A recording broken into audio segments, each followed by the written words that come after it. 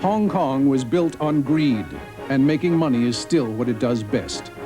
This Asian mini-dragon has the most freewheeling capitalists on earth and an incredible export machine.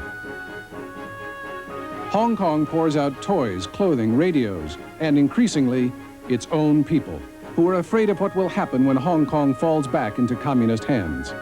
Uncertainty makes Hong Kong the most anxious mini-dragon. Will China smother the fires of enterprise and send more people fleeing to America? Or will Hong Kong's energy help change China? Either way, the fate of this fabulous trading center will affect our future.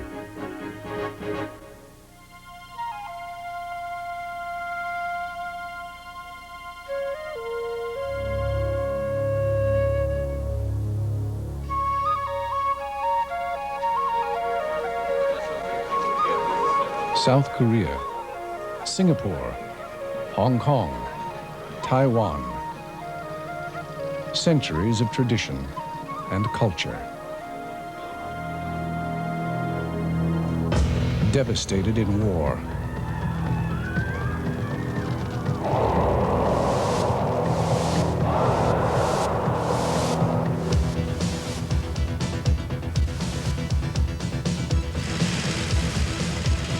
Now, the new economic powers of Asia. South Korea, Singapore, Hong Kong, Taiwan. These are the mini-dragons.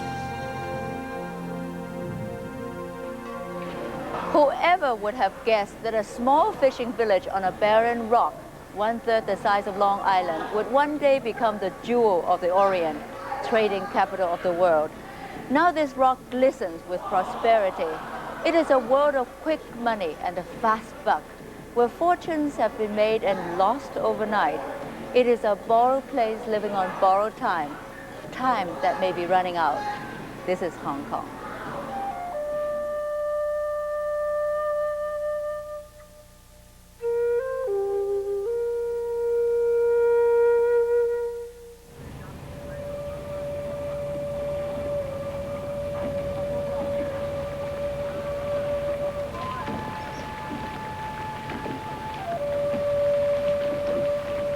It is midnight on the South China Sea.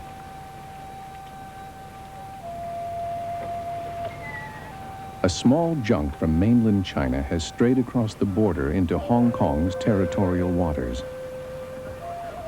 She is boarded and thoroughly searched by the Royal Hong Kong Police. This is the way it has been for more than 150 years. A tiny British colony, barely half the size of Long Island, dictating the law to China. But in 1997, all this will change when the lease expires and Hong Kong returns to Chinese rule.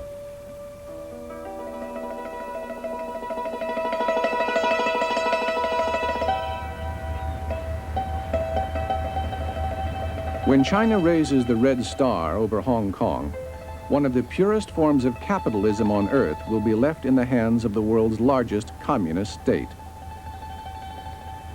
What effect will this dramatic change have upon the 5 million Hong Kong people that created this wildly successful place?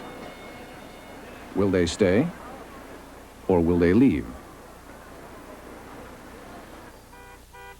May Lo was 17 when she applied for work as a production assistant at a major Hong Kong film studio.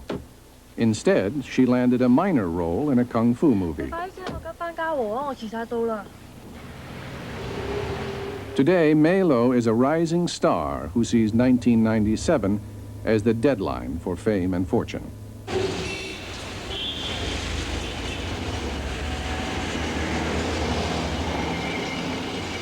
Regina Hua was born in Hong Kong, but educated in Montreal. She has come home to the delicate task of attracting foreign investment.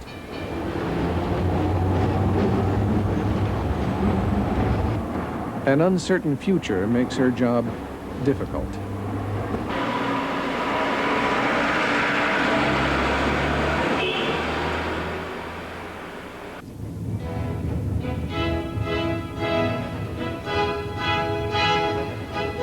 Gordon Wu is taking his own elevator to the 64th floor of the office tower he built.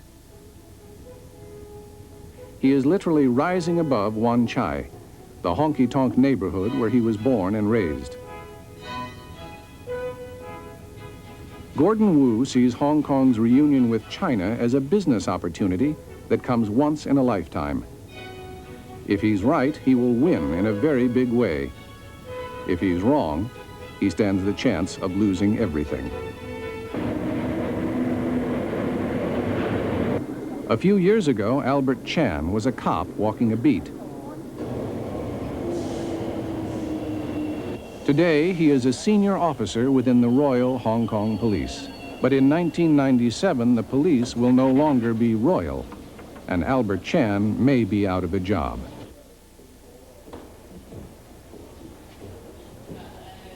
When Albert Chan assembles his men each morning, he wears the uniform of a British commanding officer and the insignia of the Royal Hong Kong Police. 第二樣就係非法入境者方面咧，就係話根據最近嘅 II 案件嚟講咧，我哋發覺咧就係咧嗰個 II 個情況亦都係非常之嚴重啊！喺呢個柴灣、筲箕灣、三家村。The language is Cantonese, but the tradition is deeply rooted in 19th century Britain.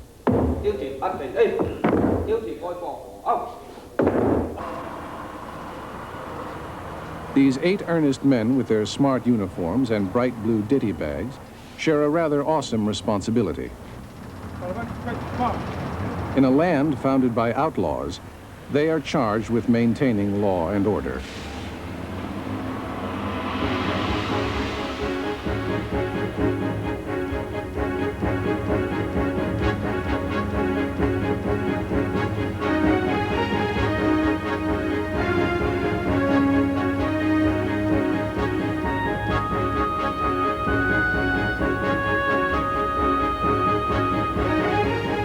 If it were not for this fine deep-water port, Hong Kong would not exist.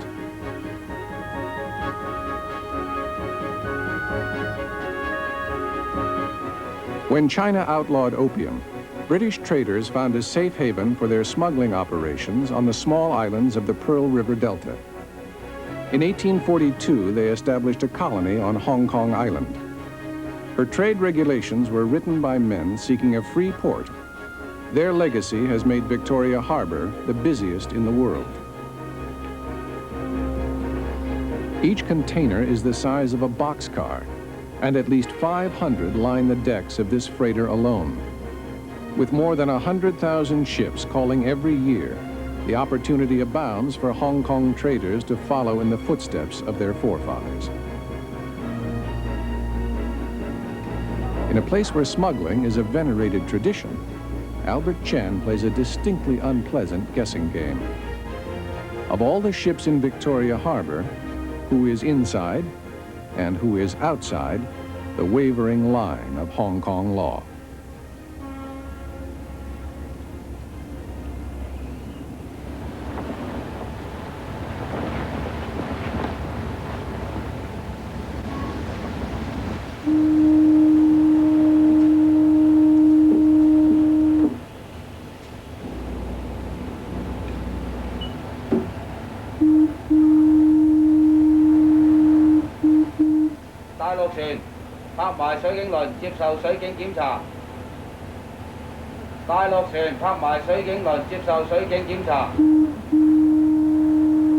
A small armada of junks bring Hong Kong's fresh food from China every day. The short boat ride provides the Chinese crews with an opportunity to make huge profits by sneaking in the odd antique, bolt of silk, or refugee.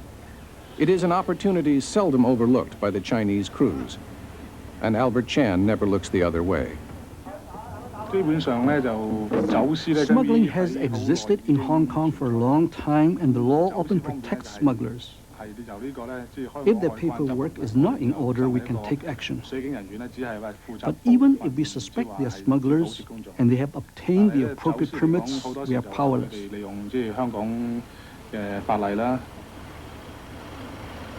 This morning's opening round is not a loss for Albert Chan. In the shell game that is Hong Kong's illicit trade, the police are not the enemy.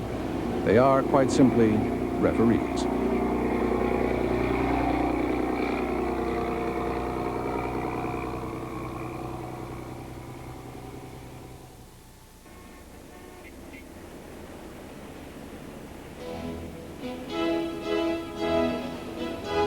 Gordon Wu's office is a control tower that coordinates his massive projects around the Pacific Rim.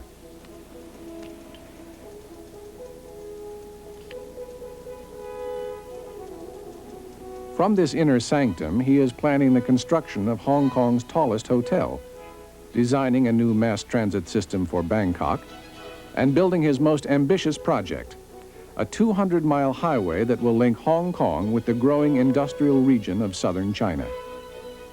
Hong Kong is in a unique position because we sit at the doorstep of China. Opportunities here are enormous because there's 1.1 billion people marching to modernization. Once they sort out the system, then China will grow and Hong Kong will grow on top of it. What I wanted to do is probably get our trains running down here, right? Mm-hmm. And the urban freeway coming down here. And then coming down here. And then go over. Gordon Wu sketches freehand across city blocks and leaves his engineers to fill in the details. Some kind of alignment like this. That goes to the other side of the river. Which this or Yeah, the urban freeway? The whole thing. Including the local road. You mean the whole structure like you have it? Sure. The whole works? Yes. I see. Well, they have 3 levels here, right? Well, you have the urban freeway you got to worry about. You got to have the local road you got to worry about. And then you have the trains coming in this way. Yeah. That would be complicated. Yeah, but that's what bloody engineers are for. Gordon Wu's Road to China is the kind of project normally reserved for governments. It's the equivalent of building a 4-lane highway from Baltimore to New York and includes 2 bridges larger than the Golden Gate. Gordon Wu has bet everything that Hong Kong will emerge at the center of a vast industrial region spreading across southern China and linked together by his superhighway. But 1997 may prove to be the one milestone his road will never reach.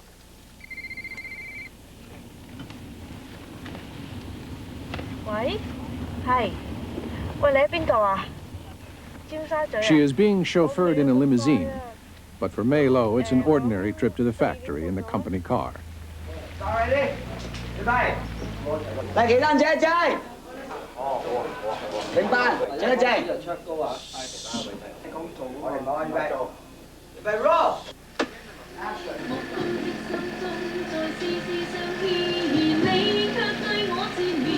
Hong Kong is Hollywood on the South China Sea. The place once famous for making millions of plastic flowers now cranks out more than 100 movies every year.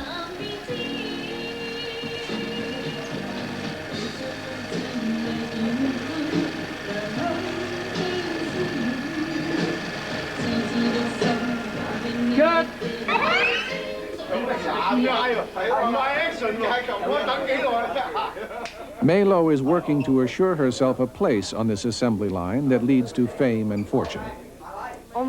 I never thought of myself as a movie star. Frankly, I'm just a high school graduate that got lucky. Right now, my schedule is very tight. I'm starring in 4 films. If we don't make at least 5 or 6 films a year, we can't maintain our standard of living. Action! There are no unions, and a 20-hour day is not uncommon. They shoot a feature film in 2 weeks and edit in 6. They'll invest $1 million to make it and double their money on the opening weekend. Mei Lo has just completed a small scene for one of her current films. By the end of the week, she will have appeared in 4 others.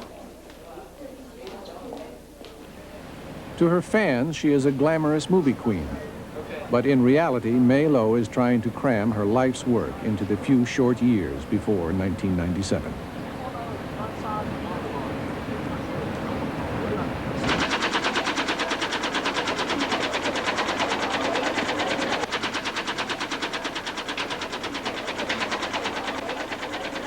Regina Hua has coordinated the visits of many foreign delegations, but none more important than today's guests from Switzerland. I guess prior to the Swiss arrival to Hong Kong, I was more excited than nervous because these are very prominent figures in the Swiss business community, and I'm dying to meet them and really to introduce the different aspects of Hong Kong. Nice to see you. I have brought here the delegates. This is where we saw here Mr. Flora. Hello. Mr. Kuster, Dr. Teller, and Mr. Bonnie. Hello, Mr. Bonnie. Nice meeting you. Thank you very much for receiving us, anyway. I'll be going with you to the hotel. Okay. She has invited a few of Hong Kong's inner circle to attend a reception welcoming this delegation of Swiss business leaders.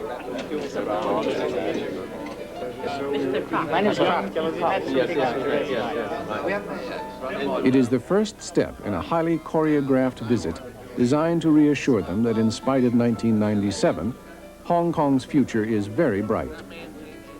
No small task, considering that they are hard-nosed members of the International Club of High Finance. Each of them will form an opinion about Hong Kong that will be repeated behind closed doors around the world.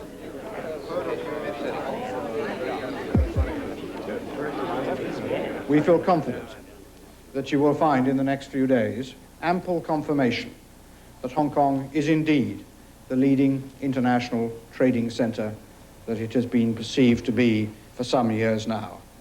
And I think more importantly, that it will continue to prosper for many years to come. Regina has launched them on a whirlwind tour designed to convince these mild-mannered men in suits that everything in British Hong Kong is going remarkably well. No one visiting Hong Kong can fail to be impressed by those spectacular buildings forming the famous Hong Kong skyline.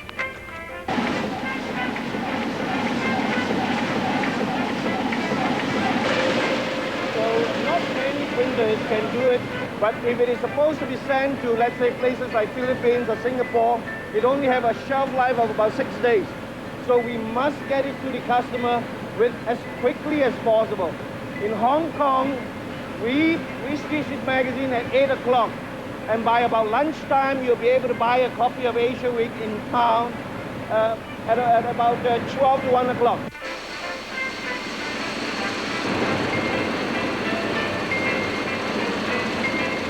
What Regina wants the Swiss to realize is that the place once described as a barren rock with hardly a house upon it has become one of the world's most successful manufacturing and trading centers. With the up-and-coming Asian marketplace, we are finding something we never really thought we could achieve before, which is really attracting the affluent Japanese, Taiwanese, the Hong Kong upper level, and they're coming in force and starting to buy. This part of the world is really on fire, and I've got to say that, it's on fire.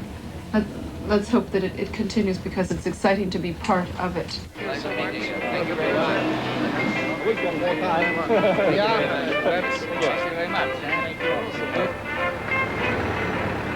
If the Swiss were to fly home this evening, they would return with visions of a capitalist fantasy land dancing in their heads. Whether or not this rosy image will fade remains to be seen.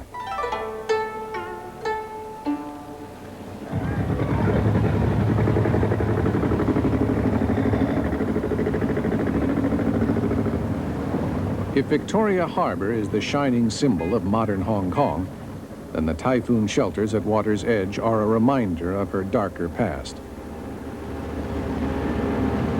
When Albert Chan wears his police uniform here, he's on the wrong side of town. In another time, these densely packed marinas were tiny fishing villages.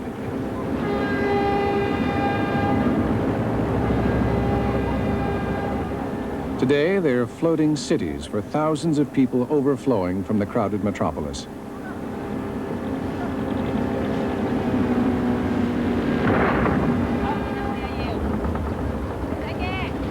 The chaos that results from whole city blocks arriving and departing on the tide provides the perfect cover for a multitude of sins.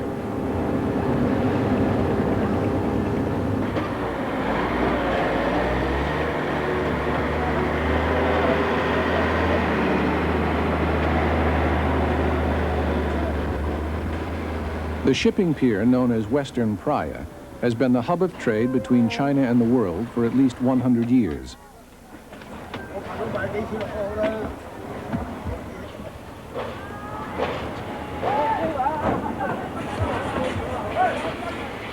With his launch at anchor, Albert's unpleasant guessing game becomes almost impossible. He is unlikely to ask men with hooks to open their boxes. 我都明白你問題，即係有時我哋咧有困難嘅工作，譬如揾到大陸船，有啲貨喺度，我哋唔知道個物主喺邊。變咗我哋即係，我教你知啦，呢個由嗰頭至到呢頭幾長㗎，你即係睇都睇唔晒咁遠㗎嘛。好啊，唔該晒你貴姓啊？我姓黃嘅。我姓陳。係。唔該晒。唔該。His presence on the Western Praia could hardly be described as welcome.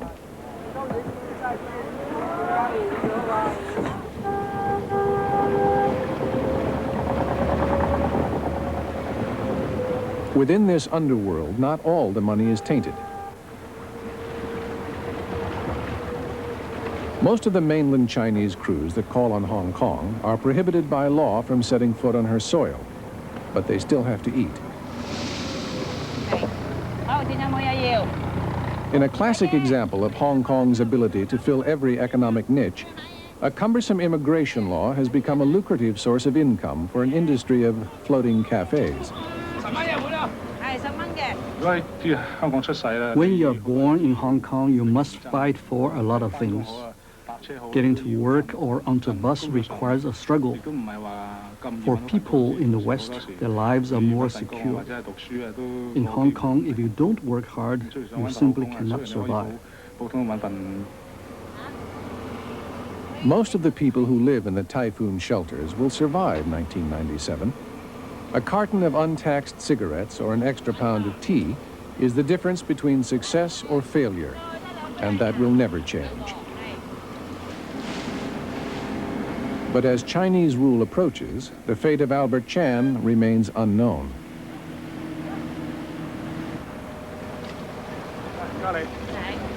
He might be tolerated because his knowledge is required to manage the world's busiest harbor. On the other hand, he could wake up one morning without a job because he worked hand in hand with the occupying British force.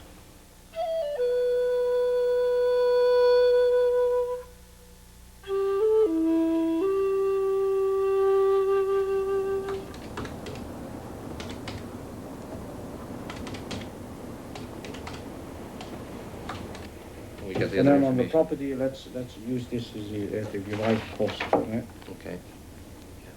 Costs. What we have not done is work on the expenditure.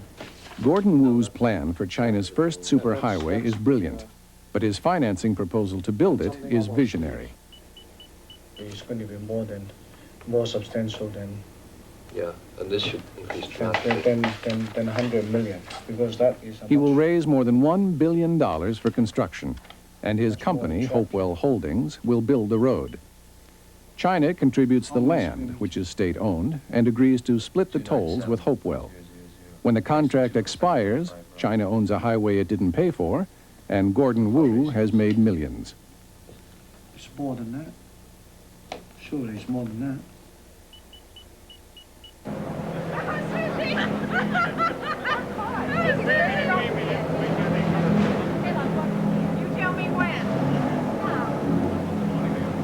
Before he collects the tolls, he needs the money to build the road.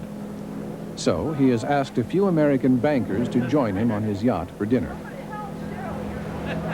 Over the next few hours, he will try to convince these fiscal conservatives that a capitalist expressway to communist China offers a sound investment. But Gordon, the Bank of China overlooks us all, doesn't it? That's right. Well, ours was the tallest in Hong Kong. For about 10 years. Yours? Which one is yours now? The round one? How tall is the Bank of China, Gordon? That's about 1,030 feet. And how many stories? 70. 70, and yours is? 66. 66. Well, they had to build it taller, didn't they? Yeah. Gordon Wu is on a fishing expedition, trying to land the international financing for his highway. My proposal is to make a tunnel here, Jack. See, this tunnel here is a very short one. You can like, go to that island, yeah, and then a causeway through that. Okay, and the tunnel would be joined to the main island. This one here, they build it up or by trestles or whatever. It's a piece of cake. Yeah.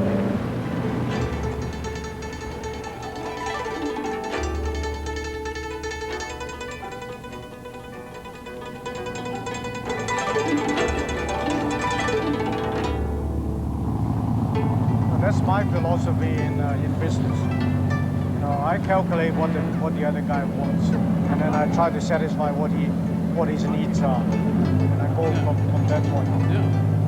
I never try to do anything fancy. In fact, I would say that in today's environment, Morgan Stanley is probably the only firm that could successfully complete a high-yield bond offering, a junk bond offering right now.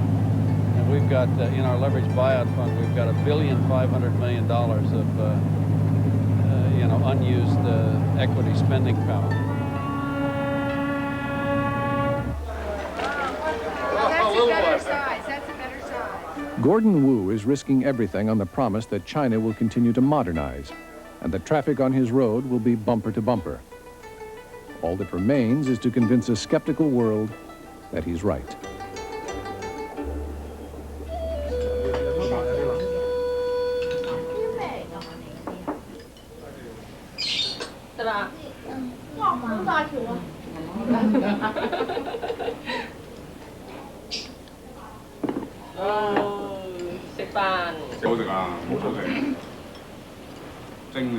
With his brother home from Paris, it is a family reunion. There are 3 generations at the table, and each was born in a different country. His mother and father are from Shanghai. Albert, his wife and brother were born in Hong Kong, and his brother's children are natives of France.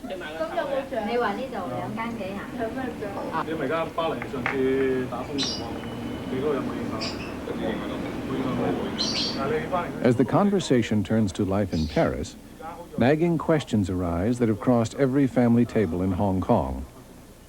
More than 1,000 people are leaving every week.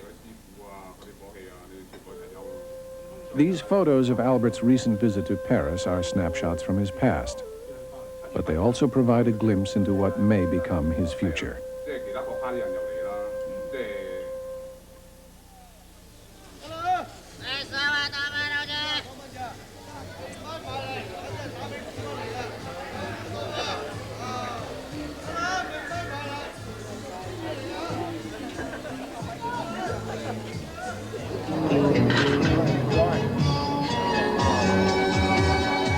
Across town, 2 members of the Swiss delegation have slipped out of their hotel and found their way to the Thieves' Market on Temple Street. The stands go up every night, and for 5 or 6 hours, this ordinary street becomes a life-size Chinese puzzle. A box in a box, with each one holding more treasures than the last.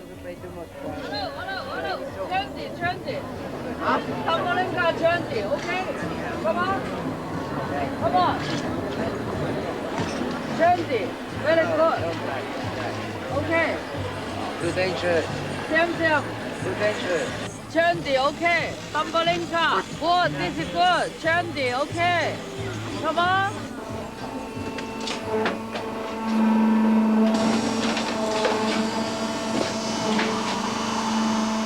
One factory the Swiss will never visit makes the wheels for the plastic cars. It is both home and work for Mr. and Mrs. Lam.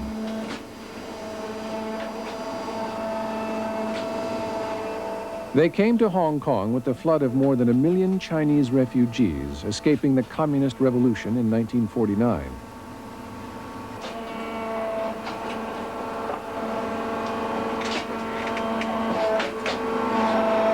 Soon after Chairman Mao came to power, China severed all contact with the outside world.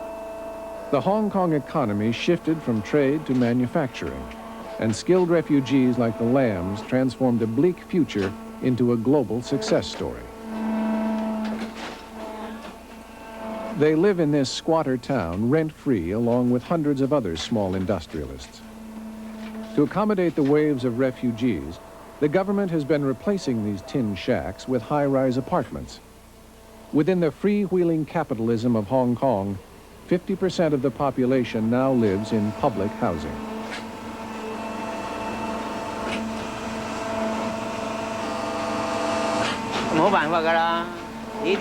When I first left China, I had to cross the river. I was wet from head to toe, and all I had in the world was the shirt on my back. Do you have any idea how I managed to do it all by myself? Do you know what these machines cost? Do you think it's easy making a few $100,000 Hong Kong dollars? Do you know what kind of place Hong Kong is? For the Lambs, 1997 poses no dilemma. They have already risked their lives once to escape the communists. If they feel threatened, they will not hesitate to move again.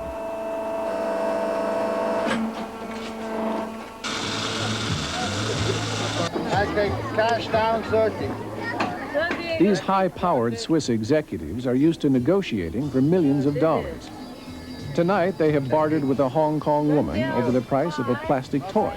Thank you. Bye. See you. Bye. Bye. She was not intimidated, and they walk away thinking they got a good deal. That simple fact may be the most important lesson they ever learn about doing business in Hong Kong.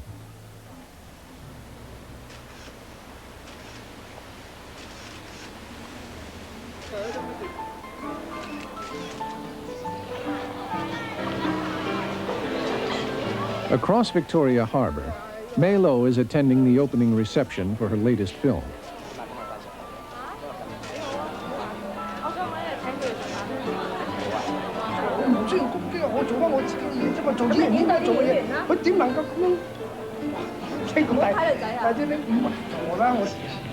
Although they are larger than life, everyone in this room knows that they are about to be upstaged by real events.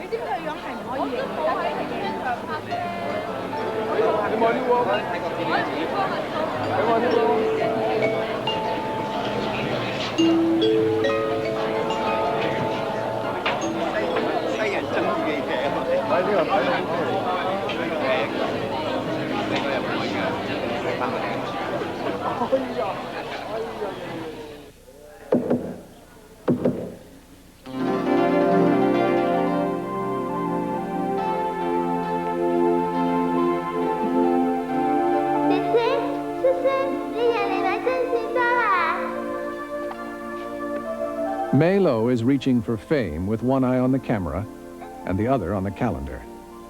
1997 has forced her to work harder to succeed in the world's most competitive city.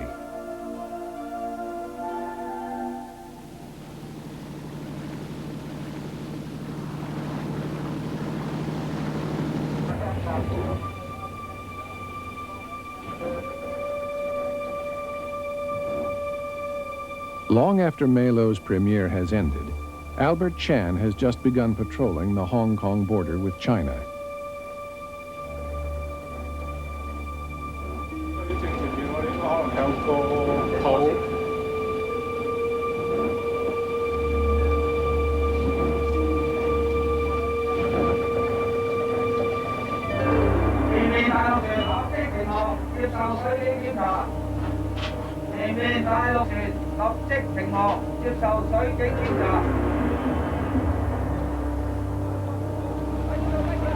Darkness finds the legitimate traders sleeping and the smugglers hard at work.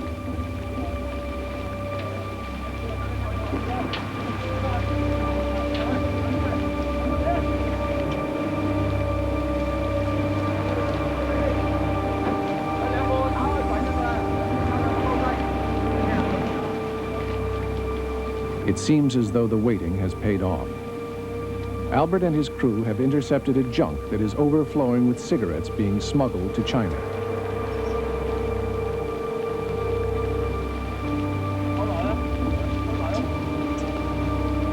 The smugglers purchase these Chinese cigarettes tax-free in Hong Kong. By smuggling them back to China, the People's Republic is robbed of the significant tax that 50 cases would bring.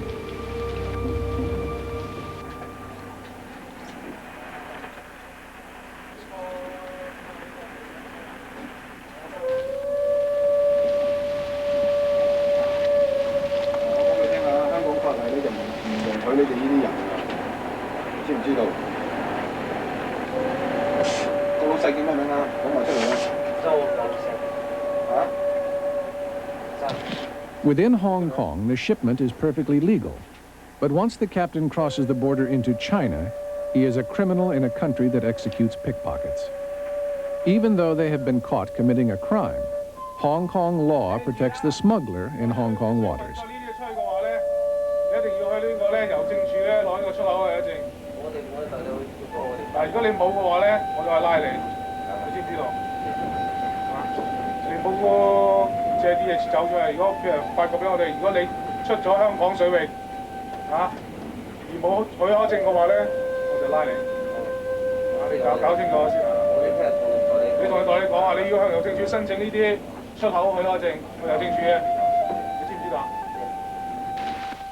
Once again, Albert Chen has been defeated by the same law he is asked to enforce. He has succeeded in delaying the junk by a few hours, but he knows that tonight the captain will unload his illegal cargo in China, and by morning he will be back in Hong Kong for more.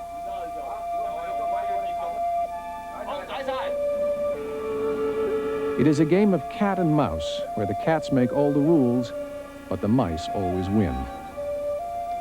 This is the way it has been in Hong Kong for 150 years, a wildly chaotic place where order is barely maintained by the loyalty of men like Albert Chan. Sadly, his loyalty is rewarded with indifference, for he and thousands like him hold no British passport and have nowhere to go in 1997.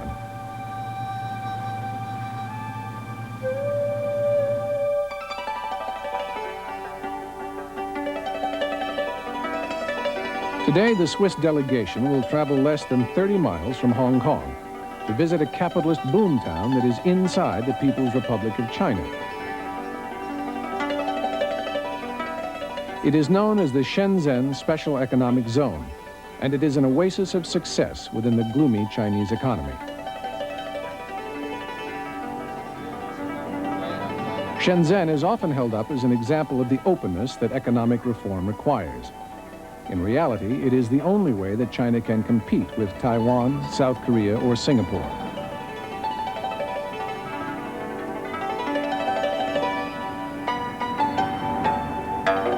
Shenzhen's success is a product of the perfect deal. Hong Kong investors put up the money to build the factories, and Hong Kong managers oversee production. China provides the land and legions of eager workers. In fact, Hong Kong now employs more people in China than it does at home.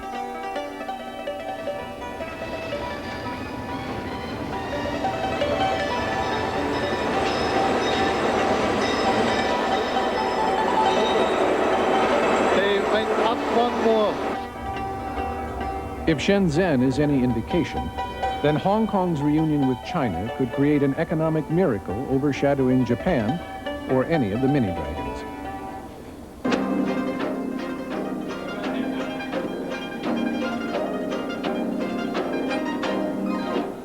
But the architects of these bold economic reforms are the same people struggling with the hardliners in Beijing for the control of China's future.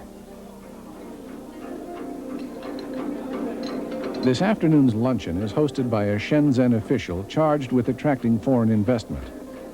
If selling Hong Kong to the Swiss has been tough, selling China may prove impossible.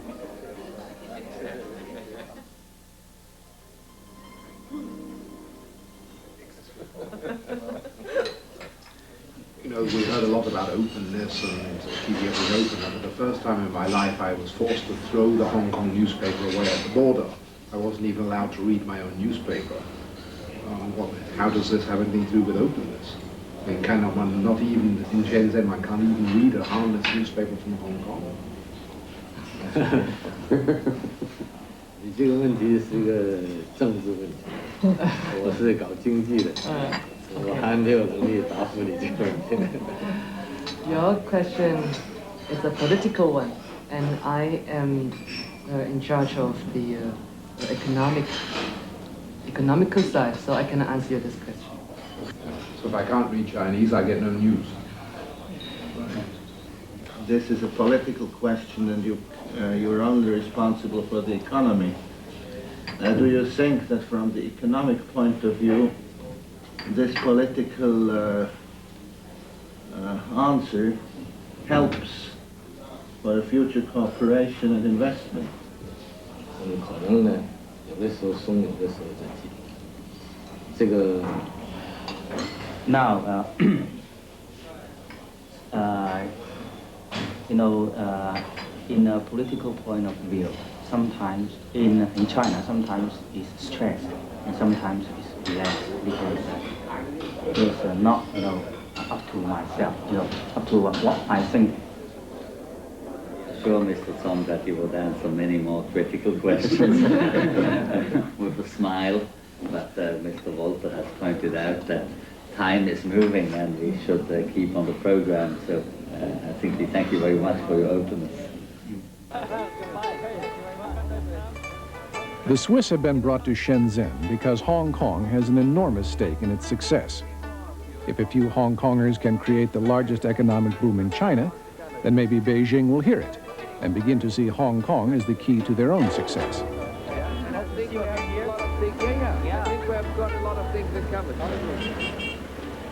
But with one hand extended in a gesture of openness and the other confiscating their newspaper, the Swiss aren't buying. This afternoon, a British official will try to convince them that a new treaty called the Basic Law will guarantee Hong Kong's future for the next 50 years. Last year was not very easy, as you will all be aware. In March of 1989, I could have confidently got this far and said that things were going extremely well, and we expected them to continue going well. But then we had the student democracy movement in Peking from April until June last year.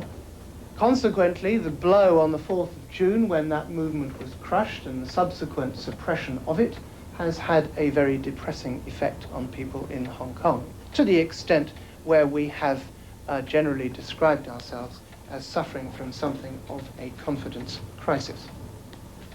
As we are well aware of the fact that the People's Republic of China has some financial problems, I think this year they're supposed to pay back some 10 billion US dollars, and they don't have the funds for that. And rich Hong Kong might be in a position in the long run to pay for such debts. The Hong Kong government will have the same kind of autonomy that it presently enjoys from Britain. London does not dictate those things to us. London does not tax us. Neither will Peking after 1997. To save the face, that's a very important thing for Chinese. Are you not afraid that you explained us very well on rational basis all the evolution, but you are not afraid of such irrational events in future which could damage Hong Kong? But are you asking some specific sort of Chinese irrationality that we're worried about?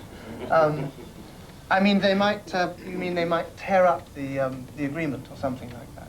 I just can't see that there will be not some sort of taxation of Hong Kong which will be financing part of Beijing or whosoever. That will be a categorical breach of the Sino-British agreement. Now, we go back then to the question of, will the Chinese tear this up or not? You know, I mean, it's... Speculation.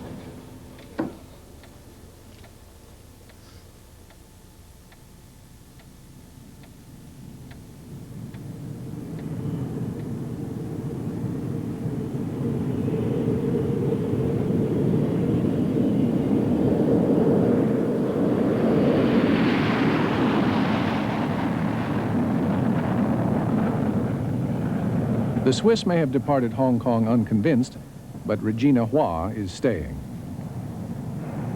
Her Canadian passport gives her the right to leave, but she remains steadfast in her commitment to convince a nervous world that Hong Kong's future is secure.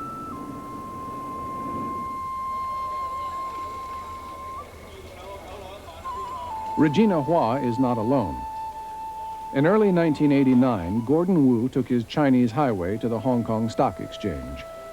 By the 1st of June, the financing proposal to fund the road was 90% subscribed. 3 days later, it collapsed.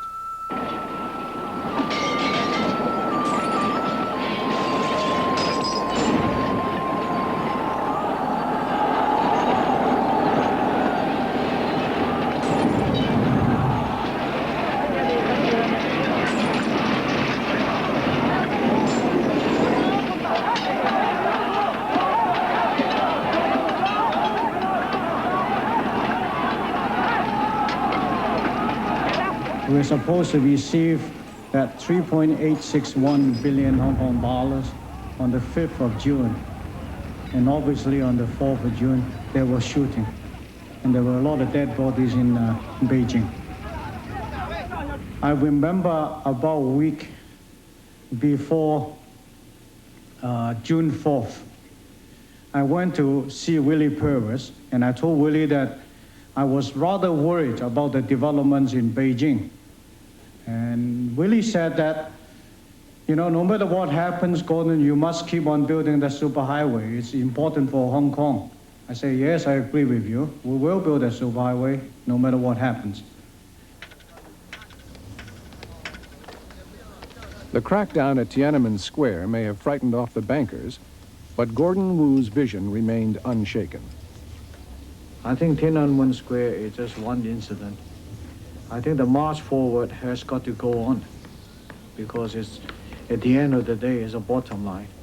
All the political talk and all the waving of the red flag will never get you that color television. And I've noticed that once people watch color TV, they never want to go back to black and white.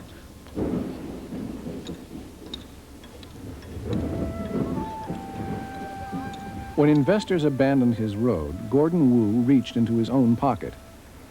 One man is personally bankrolling a 200-mile highway.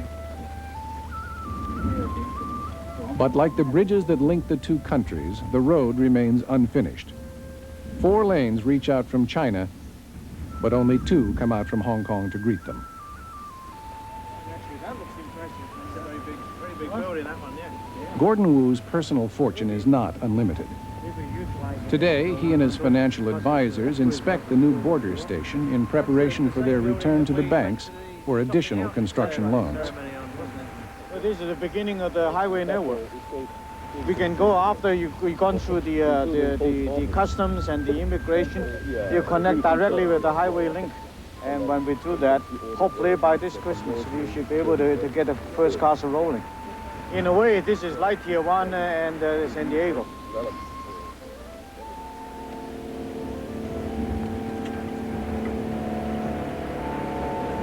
I haven't been inside this building. Let's go inside and see what it is.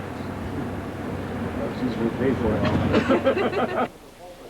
He has the reputation for building massive projects that require billions of dollars. But since the killings in Tiananmen Square, banks are cool to lend. It now appears that the only thing Gordon Wu cannot build is confidence in Hong Kong's future. If there's 200,000 cars on a day on that road, then you think what the cash flow looks like. We're bargaining less than that and we'll make it work. I mean, a couple billion US dollars a year, you know, just on top. Yeah. No, I don't think I'll see 200,000. But I'll tell you what, I'll live to see 100,000. I've seen the Jersey Turnpike, the growth of the Jersey Turnpike in the 50s to the 80s. I think the highway makes a lot of sense. Although some bankers, I won't name them, they think that government guarantee is the only solution. I have no time for these people. We can tell them to go to hell.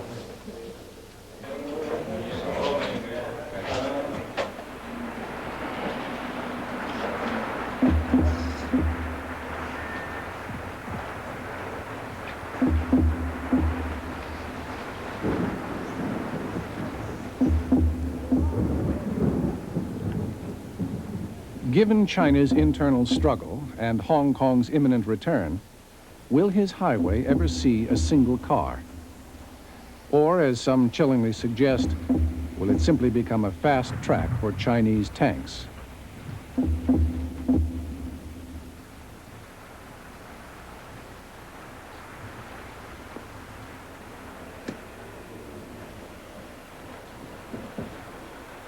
It is not China that is stopping Gordon Wu, but the fear of an uncertain future.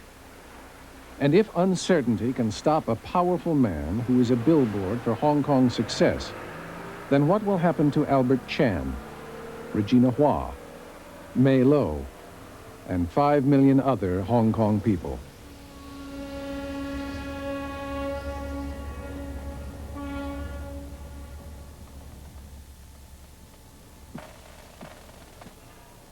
One thing is certain. If the wind blowing from Beijing to Hong Kong turns any colder, then her best and brightest will have already left with the British in 1997. Hong Kong's greatest export may become her own people.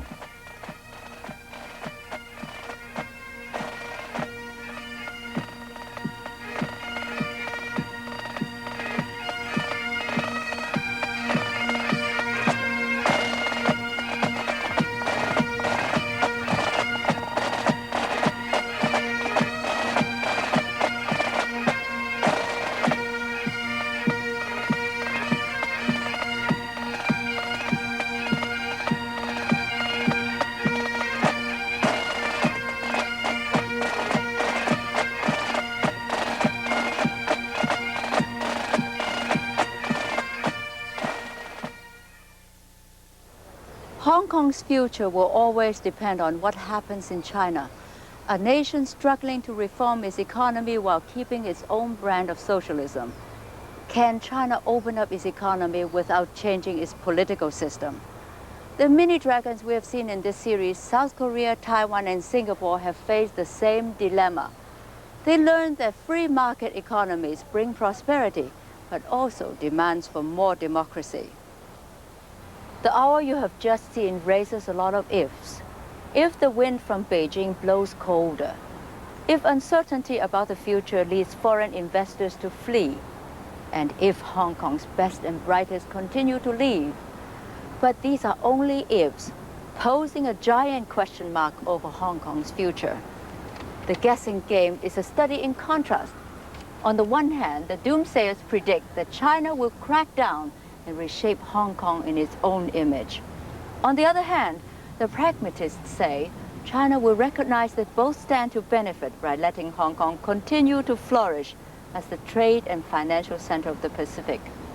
On paper, at least, Hong Kong's new constitution, drafted by the Chinese, promises to maintain the status quo for 50 years, with Hong Kong remaining a free port, pursuing a policy of free trade.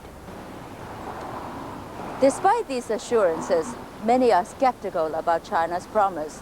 Like good gamblers, those who can afford it are hedging their bets. One son goes to Vancouver, another to Sydney. The family business is moved to Singapore, to London, or often here to San Francisco. Last year, over 60,000 people left Hong Kong. That's 50% more than the previous year. But even the most skeptical keep their options open, just in case a Chinese Hong Kong works. You remember Gordon Wu, the industrialist who was trying to build a road to China? Well, to update you, he finally raised the $800 million to finance his superhighway. He managed it by getting the communists and capitalists to work together. His loan is being underwritten by a consortium of Western banks and the state-owned Bank of China. But there are disturbing signs as well. Signs that China is already preparing to rule Hong Kong. Recently, China complained about Hong Kong's plans to build a new airport. To many in Hong Kong, that seemed like an interference. But Chinese officials said that the $16 billion project would clean out Hong Kong's treasury, and that was very much China's business. In the end, the British governor agreed to consult with China on a new airport. This is just one example of things to come. Hundreds of issues will have to be sorted out between the departing British and the new landlords. In the long run, Hong Kong may be a vital force for changing China. Thousands of Hong Kong factories have sprung up in southern China, making it the country's economic leader. More and more, Hong Kong is becoming the commercial center of China and the spearhead of its growth. Indeed, if all goes well, it could look more like Hong Kong has taken over China, if all goes well. But whatever happens, America stands to benefit from a surge of industrious and highly skilled immigrants from Hong Kong. Already, Asians generally account for 40% of all immigrants to this country. They are our fastest growing ethnic group. By the turn of the century, we'll have 10 million Asian Americans.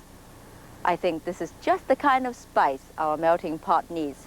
These are the kind of people who turn poor little countries into fabulous mini dragons.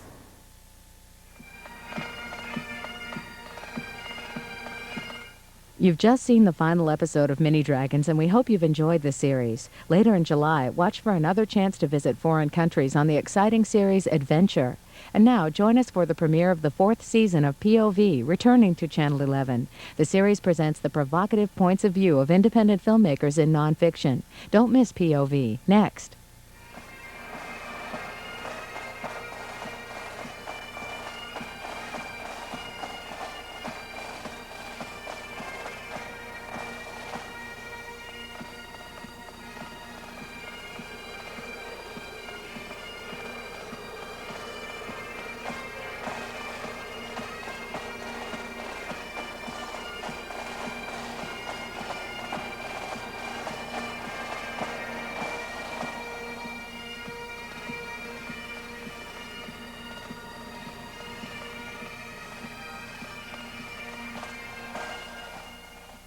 Funding by Financial Guarantee Insurance Company, helping provide financial strength, security, liquidity, FGIC AAA bond insurance, tomorrow's security.